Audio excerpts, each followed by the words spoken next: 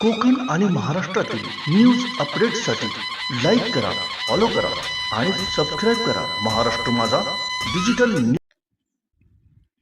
कासवांची अंडी जतन करून त्याचे संवर्धन करण्याचे महत्त्वाचे काम मुनगे गावाकडून होत असल्याचे गौरवोद्गार जिल्हाधिकारी अनिल पाटील यांनी काढले. देवगड तालुक्यातील मुनगे आडवळवाडी या गावात कासव महोत्सवाचे प्रथमच आयोजन मत्स्य व्यवसाय तथा बंदर विकास मंत्री व सिंधुदुर्ग जिल्ह्याचे पालकमंत्री नितेश राणे यांच्या माध्यमातून करण्यात आला होता. वन विभाग, कांदळवन कक्ष महाराष्ट्र, राज्य परिक्षेत्र कांदळवन मालवण यांच्या वतीने या महोत्सवाचे आयोजन करण्यात आले होते. या महोत्सवादरम्यान मुनगे, तांबर्डेक, मोरवे या ठिकाणच्या कासव मित्रांचा उपस्थित मान्यवरांच्या हस्ते सत्कार करण्यात आला. मुनगे बीच व मोरवे बीच या ठिकाणी असलेल्या 95 ठिकाणची कासवांची अंडी एकत्र करून त्यांचे तारेचे कुंपण बांधून एकत्र करण्याचे काम अनिल रासम यांनी केले. 2009 पासून कासव संवर्धन मोहीम ही यशस्वीरित्या ते सांभाळत आहेत.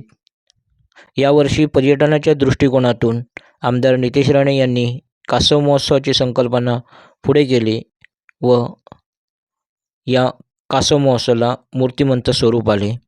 या कासव महोत्सवादरम्यान उपस्थित जिल्हाधिकारी, वन विभागाचे अधिकारी व ग्रामस्थ यांच्या वतीने 14 घरट्यातील अंड्यातून जन्मलेली पिल्ले समुद्रात सोडण्यात आली. उर्वरित पिल्ले देखील ज्याप्रमाणे पिल्लांचा जन्म होईल त्याप्रमाणे समुद्रात सोडण्यात येतील. यावेळी मुख्य कार्यकारी अधिकारी रवींद्र खेबोडकर, पोलीस निरीक्षक श्री मगदूम, सावंतवाडी वनरक्षक सुनील लाड, देवगड तहसीलदार रमेश पवार, गटविकास अधिकारी वृक्षाली यादव, सरपंच अंजली सावंत, वनविभागीय अधिकारी कांचन पवार, सहाय्यक वनरक्षक दक्षिण कोकण प्रियांका पाटील, वनरक्षक प्राध्यापक एस नवकिशोर रेड्डी, वनक्षेत्रीपाल मालवण समीर शिंदे, सहाय्यक उपवनरक्षक सुनील लाड, वनक्षेत्रपाल अधिकारी कणकवली राजेंद्र धुनकीकर, वनक्षेत्रपाल कुडाळ संदीप कुमार, वन्यजीव अभ्यासक नागेश दप्तरदार, पोलीस पाटील सौ साक्षी सावंत, गोविंद सावंत तसेच मुनगे ग्रामस्थ मोठ्या पद्धतीने यावेळी या महोत्सवासाठी उपस्थित होते.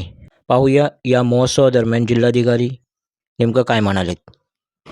आहेत किंवा अन्य मंडळी जी कासवप्रेमी आहेत, ज्यांच्या सहकार्याने आपण हा मोठा इतका कार्यक्रम करू शकलो किंवा एक निसर्गाचं देणं आपल्याला द्यायचं आहे म्हणून आपण ते काम करतोय असं म्हणायला हरकत नाही.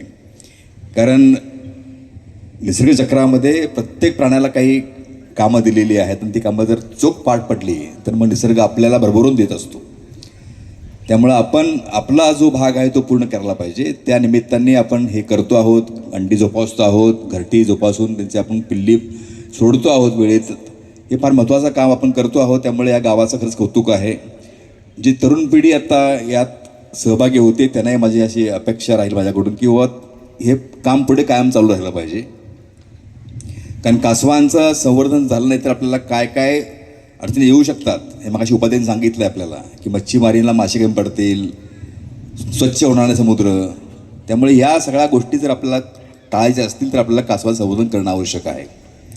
बोरकर साहेबांनी सांगितलं मगाशी आपल्याकडे काही गावाच्या समस्या आहेत किंवा जेटी करायचं काम असेल तर मी आपला जी मागणी आहे पालकमंत्र्यांपर्यंत पोहोचायचा प्रयत्न करतो.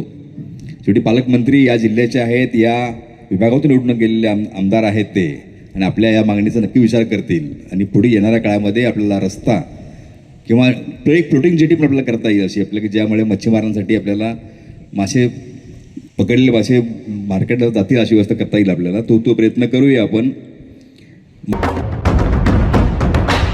महाराष्ट्र माझा, हृदयात महाराष्ट्र, नजरेत कोकण. कोकण कोकण आणि महाराष्ट्रातील न्यूज अपडेट्ससाठी लाईक करा, फॉलो करा आणि सबस्क्राईब करा महाराष्ट्र माझा डिजिटल न्यूज चॅनल.